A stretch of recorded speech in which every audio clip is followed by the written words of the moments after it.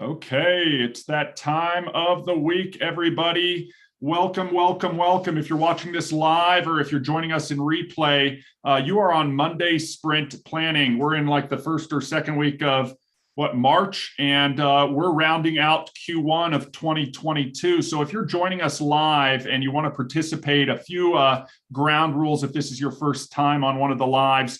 Obviously, we want to field questions. If you have questions, you can throw those in the chat. You can do the reactions. But the whole goal of Monday Sprint Planning, Guy, as you and I know, we are firm believers. You want to make a plan, and you want to put that plan in writing so you have some accountability to yourself when you look back at your plan. You want to prepare to execute on that plan, and then you want to take massive action. You want to do the work necessary to do that. So, Guy, I know I was thinking about today's planning session and what we have going on for the week after Will Skill and Refill over the weekend. And I was actually telling you earlier, I was looking at some inspirational material, as I often do on a daily basis, part of my daily method of operation. And I came across a quote that was, "Be the change you want to see." And I know a lot of the times that's attributed to Gandhi. There's some arguments out there on where that came from, but I took an opportunity to take a step back on that and think about that in the context of what you and I are always talking about and how we're trying to relay a concept or an idea to the community in order to get the LFI community to understand these principles so that they can see the results that we know are achievable, independent of what area of their life they're working on.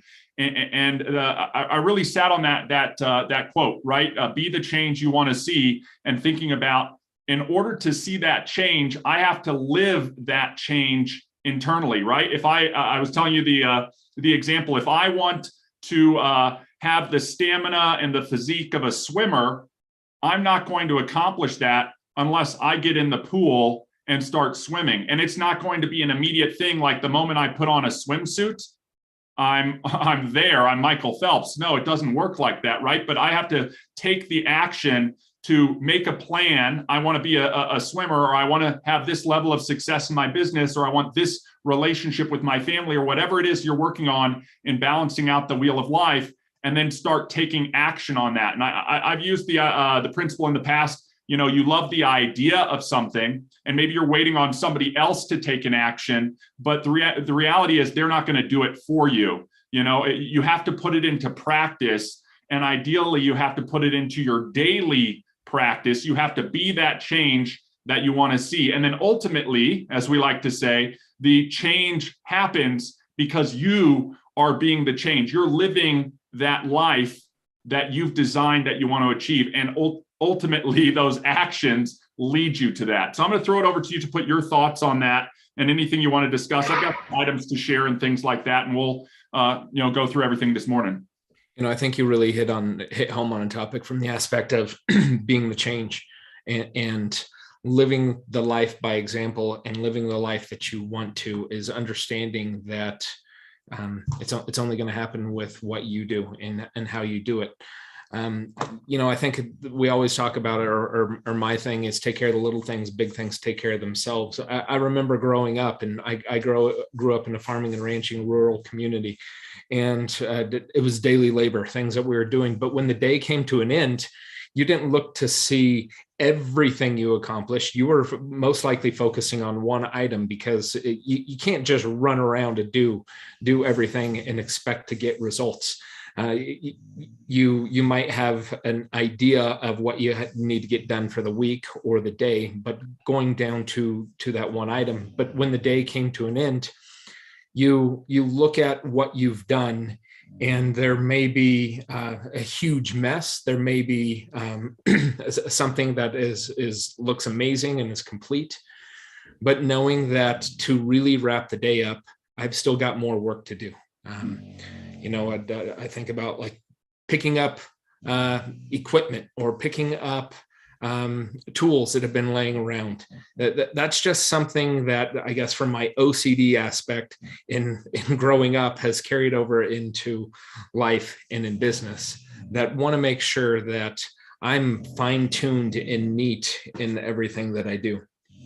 And we want to make sure that we provide something to somebody in the same exact manner within our business. We don't want to deliver something to somebody in any business setting that's convoluted, that is confusing and hard for someone to understand. We've been talking with quite a few groups, and have been sitting in meetings and talking and looking at method of operation. And I think I talked about it last week, of feeling anxiety for them.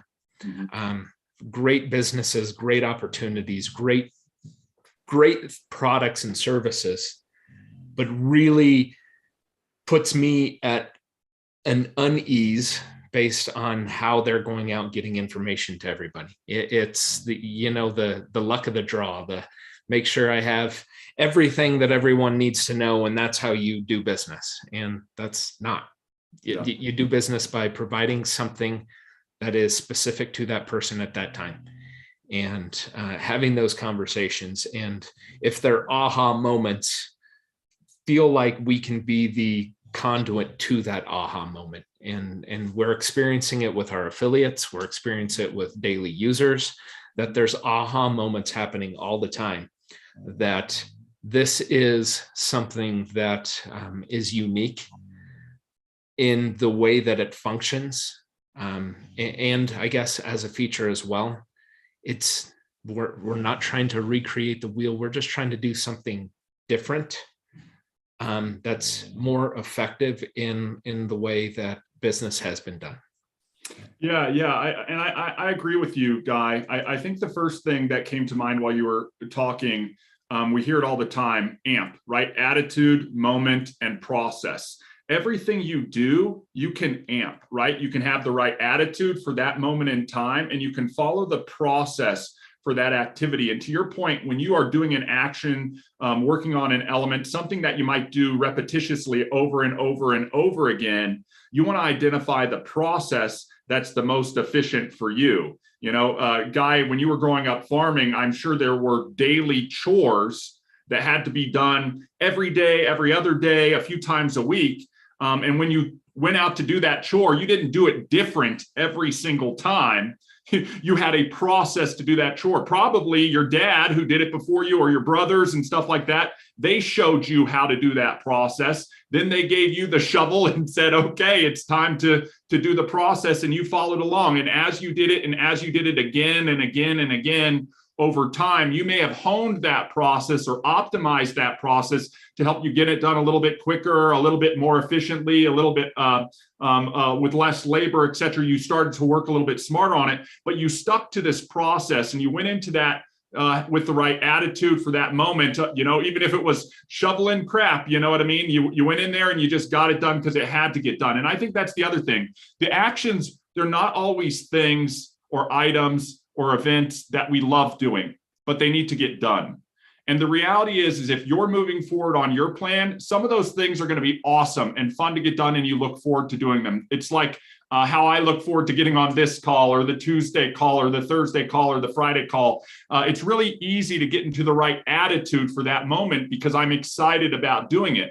Then there are other activities that I know I have to do every day that in a way I almost despise, right? I don't look forward to them. I try to avoid them. And in most cases, I put them at the top of my list for the day because I know I just want to get them done, checked off. And it's the continual checking of it off that yields the result that I'm actually looking for. I did see a question come in here, or at least a comment from Shelley. And I think that this is so important. And if you're not on this, I want to read it because you can't see the chat here. A wise person, and this was a self-made billionaire that Shelley knows, recently told her that most people are running around doing so that they can have. They're just blindly doing so that they could have something. But she said they need to be, right? Embody what your expected result is, then do, right? Do those actions that are required so that you can have. And this is the ultimate reality of sprint planning, okay? It doesn't matter where you are right now. If you haven't gotten started with anything, that's okay. If you failed with your resolution at the beginning of the year, that's okay. What you need to do is every single day, get up and be that person that you want to be and do those actions. And then the results as Guy, you often say, will take care of themselves.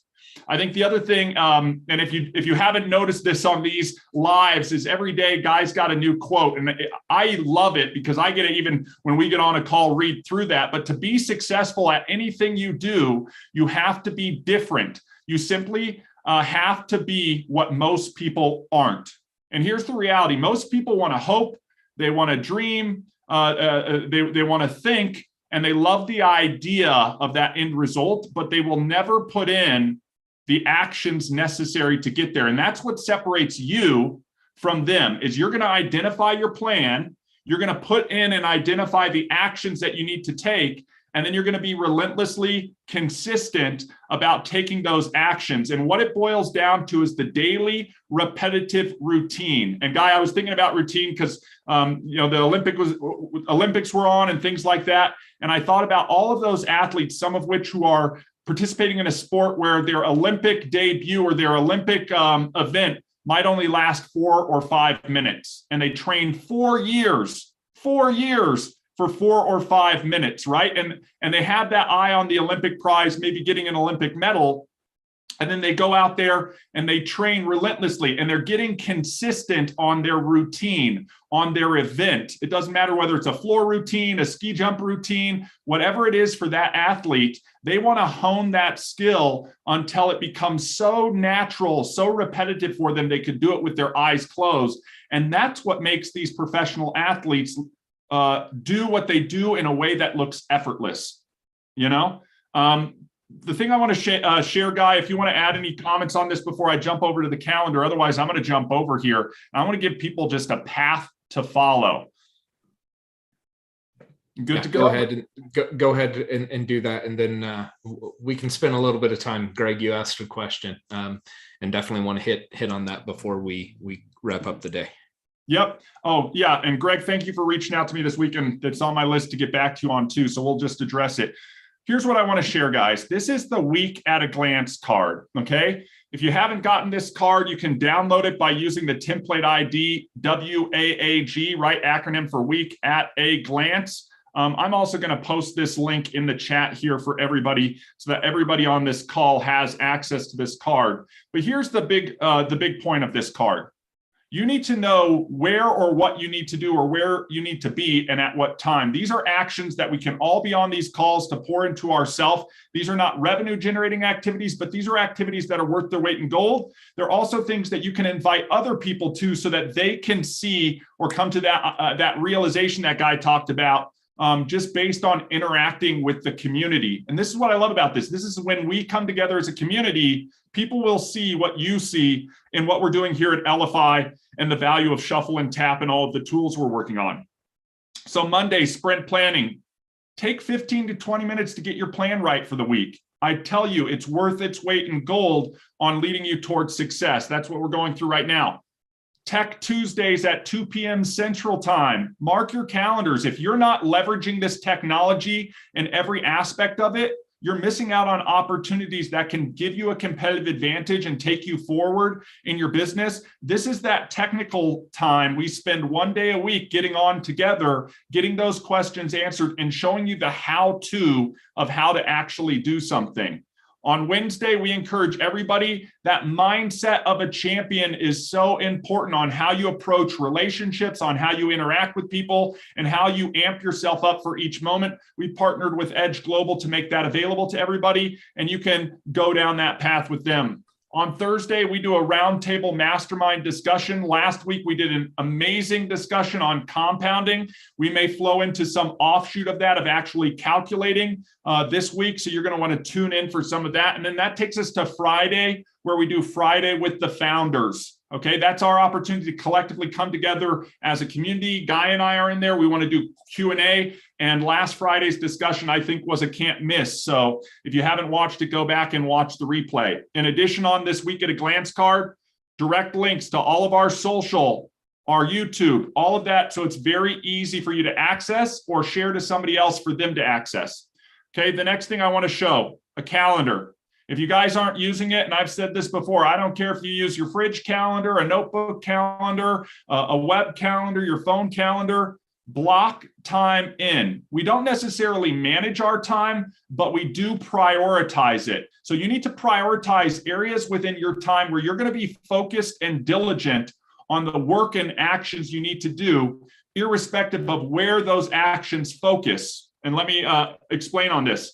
Here I've got the calendar up with our week at a glance card outlined out, right? You're on this call. We're about halfway through. This is real time. We're going to be finishing up this pretty soon. Tech Tuesdays at 2 p.m. Central Time. That's 1 p.m. for me in Mountain Time. I've blocked it in my calendar, and these are recurring events. Why do I put them in my calendar as recurring, and why do I like a digital calendar? Is because when I go in the future to block a meeting in, I'm not going to overlap something that I've prioritized with something that might come up. If somebody says, oh, do you have time to meet at 1 p.m. on Tuesday? I say no, but I can do before or I can do after. And again, I will put in here the links to those events and all of that type of stuff. You can follow this same path. It's creating 5 activities on a calendar that are recurring. So if you haven't done that, it's an easy thing to sprint plan and do. Thursday Mastermind Roundtable, 10 a.m. Mountain Standard Time, 11 Central. I blocked that in for an hour. And then Friday with the founders. If I'm looking at my week as a whole on what I need to do live event-based Zooms, it's not an overwhelming thing. I don't have 1,000 Zooms every day. I've got 1 Zoom a day that I put in. And this is something I know each and every one of you can leverage and block out in your own calendars if you really want to engage and lean in to what we're doing here at LFI. Now I want to pull up the other calendar because this is just the pouring into the live Zooms.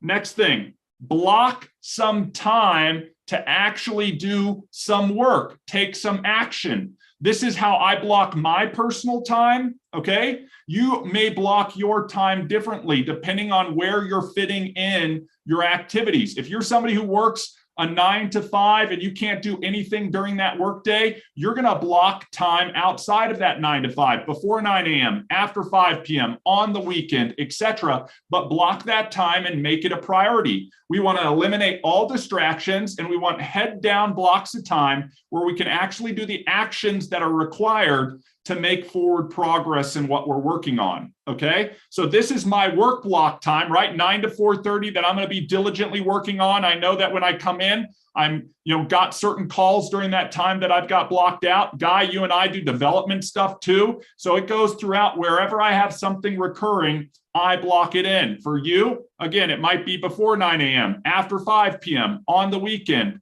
block it in. We followed a lot of these charts, right? This is prioritizing our time with the win list every day. We'll talk about that in a second. But this is that wheel of life, okay? What you're seeing shared on my calendar right now is focused on the career and the financial. But there are some other areas, right? What about your personal, your physical, your family, your spiritual, those types of things? Have you flushed out a plan for that? I'm going to unlock another Moo calendar here. This is where I categorize all that other stuff. Whoa, it feels like my calendar's filled up, but these are just time blocks where I want to get into the habit of doing the right actions during these blocks of time. And what you'll see, what I turned on right here was everything related to the personal, the physical, the mental, the spiritual, the family, all tied in here. So I'm blocking it out before work. Why? Because it's a priority that I get it done. I wake up early, I do my workout, I do my meditation, and I check it off the list. I spend time with my family before getting the kids off to school so that I can be 100% focused during the workday. Then I'm going to pick up after that. We'll have dinner together and spend family time. Yes, I've got to take a break to do a quick work call, and then it's back at it. I even have time to spend with my spouse because I want to prioritize that stuff. And then, guys, once I've developed the habitual habits of running this routine, I don't even have to look at this calendar. I know, oh, it's 9, I've got to be in front of my desk. Oh, it's 4, I've got to check out, finish, get to a finishing point, and move on to the next action. You can take an opportunity to chunk out your calendar how you see fit. Don't overwhelm yourself, but block time. We've talked about time blocking from the standpoint of, I know that I'm working during this time, I don't know what I'm doing. Then you need a win list, okay? The win list is what's important right now. Make yourself a daily list. Guys, here's my list from today. I'm going through it with Guy. fits on one sheet of paper. I write down things I carried over from yesterday or from Friday, and I go through it with my accountability partner, Guy, and we decide where can we support each other? What are we going to get done this week? What's the most important stuff to get done this week? And then we focus on what's important right now. Don't be reactive to everything that's going on. Be proactive, get your list together and block out time. In that time when I'm blocking things out, where you saw those blue categories for work, I'm only going to block out about 60% of that time and leave 40% flexible, because I know the unexpected expectancies are going to pop up throughout the day, right? I'm going to be in the middle of something, and then somebody's going to give me a call. Somebody's going to shoot me a message. An emergency is going to be happening. Today's unexpected expectancy, Guy, I called you this morning and let you know my wife is sick. My daughter is sick. My son's at school. Like, I'm going to have to go through the chaos of juggling that within my schedule. Hey guys, you got to roll with the punches. Get your plan together so that you know what you need to do. And then when you shift forward, you can launch back and make sure you're checking those things off. And then all you need to do is make sure you're checking more items off than you're not, and you're going to be making forward progress. And that's what it's all about. Rinse and repeat, rinse and repeat, rinse and repeat. Then it becomes very adoptable by everybody. So Guy, I'm going to get off my soapbox here. I hope this has helped give whoever's watching this a path to walk down. So ER is giving you an example, and Rose, I know you asked what type of calendar, monthly, weekly views, those different types of things in personal and business. ER gave a really good overview of how we run ours. We're not saying it's the best way, but it's just better than out of sight, out of mind type things. So we set our calendar. Basically, at the end of every month, we almost look to see a month view of the next month, what's going to be happening. Because something may be down, on the 15th and the 20th, and that's not going to be in a week view. But then when we get everything set for the month, we look at our reoccurring, and our reoccurring just carry through every day of the week. But we sort of set it at the week view, and so we know what's happening today, tomorrow, and into the future, and where things can be adjusted. And ER, what I really like that you said, and it's something that comes from my background, because you figure out through athletics, through football, there's an offensive side, which is supposed to be the proactive, and then the defensive side is reactive. Well, ER was offensive, I was defensive. We were reactive, but we figured out how to be really good at it, that it almost looked like we were the proactive defense. So proactively is something that we always do within our business. We want to make sure that we are proactive and not reactive. We know that ER, your wife and daughter are sick. He proactively is making adjustments. It's not like, oh, I have to. It's not distraught and today's a wash. It's no, I've moved these to tomorrow. I've moved these to this afternoon when his son's out of the house at school, and maybe his wife can keep an eye on the daughter, and he can still focus within that. He's proactively adjusting those things. So that's what we see best practice. ER really works a lot in the Google Calendar. I'm probably 50-50 from Google to iPhone, the iCalendar. The iCalendar integrates with Google. So that's how I'm able to do those. When I get notifications, I get double notifications. So when people, I get that information twice as often of what I need to do. And if I don't do it, it's on me, right? But I got it twice as often in those notifications. So just wanted to point that out. And hopefully that will help. If I can add on your comment on the calendar, there are some pros and cons to different types of calendars, Michelle. From the standpoint, I remember we'd have the pinup calendar in the kitchen. My wife still keeps a whiteboard calendar where we have all of our sort of social stuff going on, and we understand that's where we look at that from that month view. But the reality is, if you're putting it in an analog format, right? Writing it down, writing it on a calendar, writing it in a schedule, doing those types of things, you have to pull that information. And that's one extra step that you personally could overlook. Okay. That's where we always talk about out of sight, out of mind. And what we want to do is we want to be proactive to what Guy said and then be reactive to the responses. He gets the notification. That's a push, not a pull. So he knows if he's head down and focused, and I've been in this situation so many times, I'm working on something. Maybe I'm writing copy. Maybe I'm making a card. Maybe I'm doing follow-up phone calls. Whatever it is in my task list that I'm using the time allocated to quickly check off those priority things, and then a call or a meeting is coming up, I'll get a notification 10 minutes before and I'll know, thank goodness I got that notification because I'm in the zone and I could have easily worked past the start time of that meeting. This lets me know I need to wind down, get to a stopping point, and then get myself prepared for that meeting, right? Attitude, moment, process. What is the meeting? What attitude do I have to have going into this meeting for this moment in time? And what is the process for this call going to be? Having those push notifications are very valuable. That's why you set up a reminder in your calendar. That's why you make it recurring. So I don't have to go in every week and say, I'm going to wake up at 6 a.m. I'm going to work out.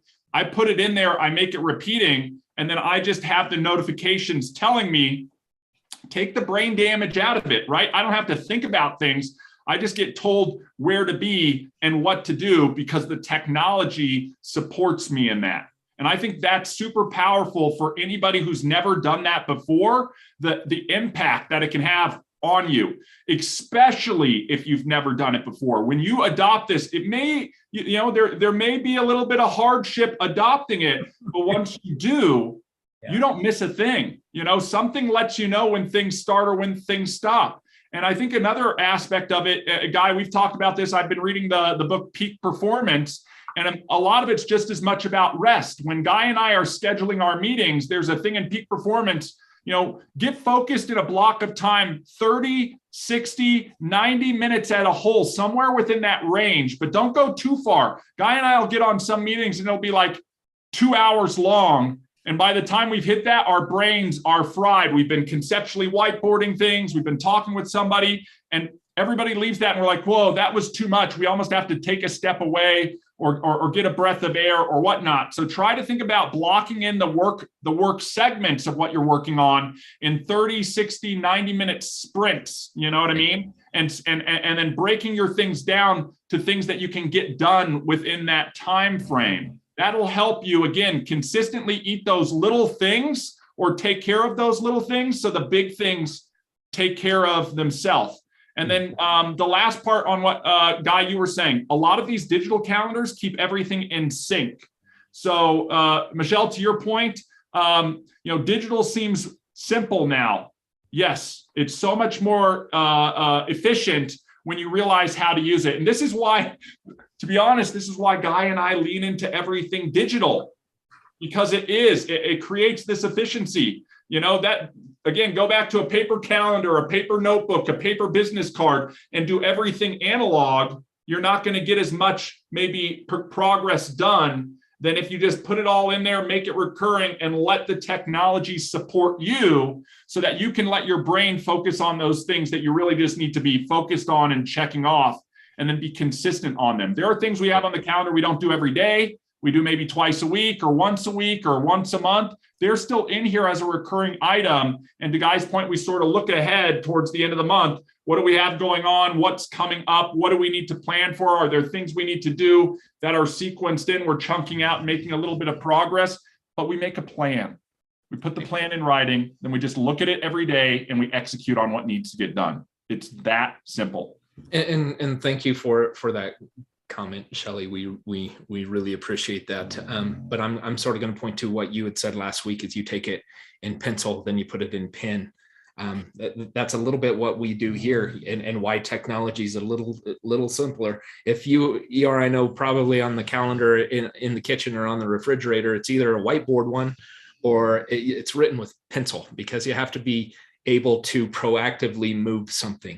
And the analog aspect is a little bit tougher to move those things around. So digitally, you can be proactive in moving things around, adjusting, being proactive instead of reactive. And so I sort of put them one and the same.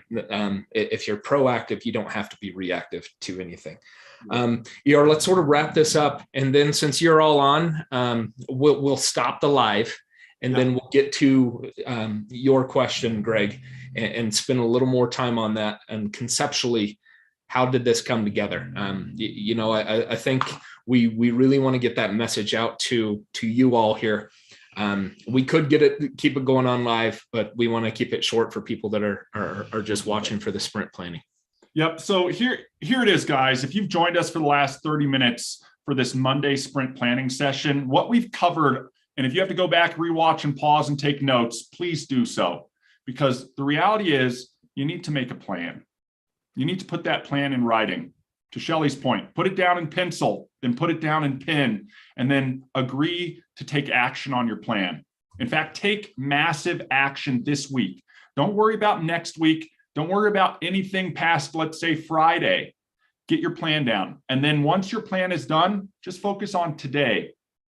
Tomorrow will be here before you know it. Then you can focus on tomorrow. Then you can focus on Wednesday. And take it one day at a time. Okay? You want to win the week? Here's how you do it. You focus on winning each day, one day at a time. If you focus on the next 5 days, set yourself a goal to win 3 of those days at a minimum. What does that mean? You just get more done than you didn't on your win list of items. That's what's important right now. If you've never done it, sit down and make yourself a task list. What are the most important things that you can think of that need to get done this week? Prioritize them. What's the most important to get done today? In fact, what 3 items? At minimum, pick 3 items a day, put it into action, and run your plan. On Friday, we'll take a review and recap and a retro of what the progress we made. Then we'll skill refill over the weekend and start it all over again. That's the process for success in anything. So hopefully you've got it down. We'll see everybody on the next call, Tech Tuesday at 2 p.m.